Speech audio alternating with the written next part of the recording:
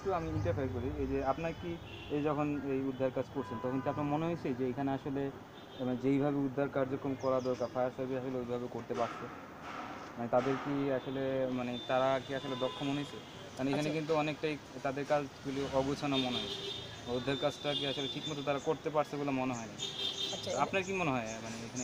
আমার মনে হয় কি আমার কাজ নিয়ে আমি করতেছি, কে কী করে এটা আমার দেখার বিষয় না। আমি এটা জানি যদি ওনারা সঠিকভাবে সঠিক টাইমে যদি পাইপটা ইউজ করতে আগুনটা মনে কম টাইমে শেষ হয়ে যেত, আরও দ্রুত ওই করা সম্ভব ছিল। আর এটা সমস্যা। আচ্ছা, তার মানে ওইখানে কিছুটা কাজে আসলে গতি স্লথ ছিল। ওনারা ফিটিং করতেছিল, আসলে অত বেশি তো লক্ষ্য করা যায় না, পাশে। আচ্ছা, এই যে আরেকটা বিষয় দেখেন, এই যে মানে বাইরের রাষ্ট্রগুলিতে অগ্নি নির্বাপনের খুব মানে ভালো ব্যবস্থা থাকে। কিছুদিন আগে চকবাজারে দুর্ঘটনা, এর আগে আরমানিটোলাতে দুর্ঘটনা হলো। তো বিভিন্ন জায়গায় সামান্য অগ্নিকাণ্ডেই ধরেন হয়ে যায়, অনেক মানুষ হতাহত হয়। তো এখানে দেখা যায় যে এই অগ্নিকাণ্ডগুলো মানে আপনার কি মনে হয় যে এগুলো আসলে মানে গভর্নমেন্ট আরও বেশি প্রচার বা আরও বেশি স্টেপ নেওয়া উচিত? যে এই বিষয়গুলি যেমন আমাদের এখানে যেটা হয় যে আবাসিক এলাকাগুলিতে এই কেমিক্যাল রাখে, তারপরে এত বড় বড় বিল্ডিং কিন্তু এক্সিট ডোর নাই, ফায়ার এক্সিট ডোর নাই।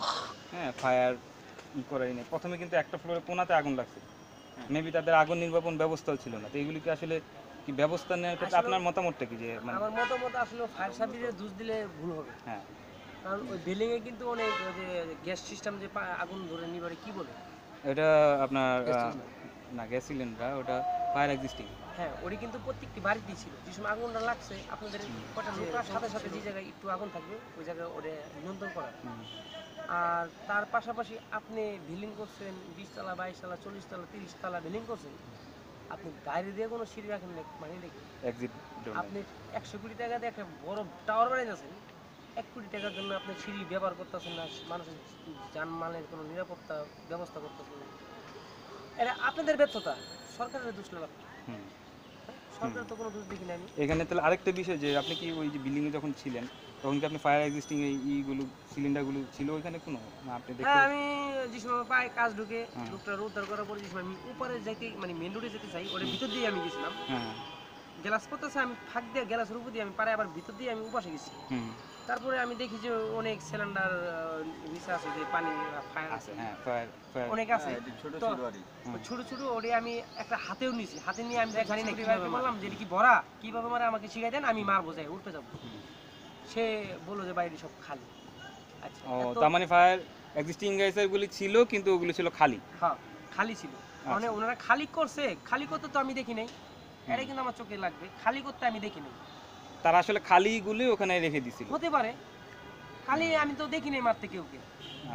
অনেক জনতা দেখছে, কেউ দেখে নাই এই শুধু এইগুলা। তাহলে এখানে আসলে ভবন মালিকদের একটা বিশাল গাফিলতি ছিল। অবশ্যই ওরা বিল্ডিং করে হাজার হাজার কোটি টাকার মালিক হয়, কিন্তু অথচ মানুষের কোনো জানমালের দাম নেই তাদের কাছে। তারা কি বিল্ডিং করে, তারা কি, উনিও তো ওই বিল্ডিংয়ে থাকতে পারতো, উনিও তো মরতে পারতো, ওনার ছেলে সন্তান ওয়াইফ ওনারা তো এই আহত হতে পারতো। তা আপনারা এই হাজার কোটি টাকার বিল্ডিং মানে লাভ কি যদি আপনারা মানুষের জানমালের কোনো নিরাপত্তা না দিতে পারেন? এখানে আরেকটা বিষয় আছে, যেমন ধরেন মানে পাবলিকেরও কিন্তু সচেতন হওয়া দরকার।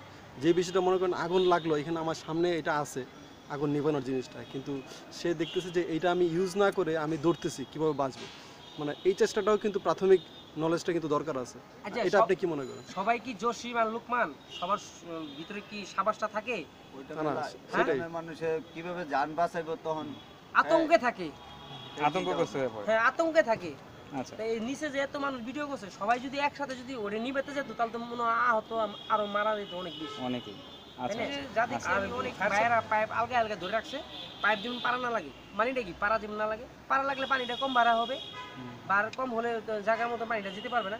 তো ভাইয়েরা তো সহযোগিতা করছে, অনেক ভাই দেখছি যে পরে পরে মারা যাচ্ছে, ওদেরকে নিয়ে অ্যাম্বুলেন্স মতো আগায় দিচ্ছে, এত ভিডিও আছে সবাই দেখছে, এটা লাখ লাখ মানুষ দেখছে। তাই না, আর কি বলার আছে? আচ্ছা, যখন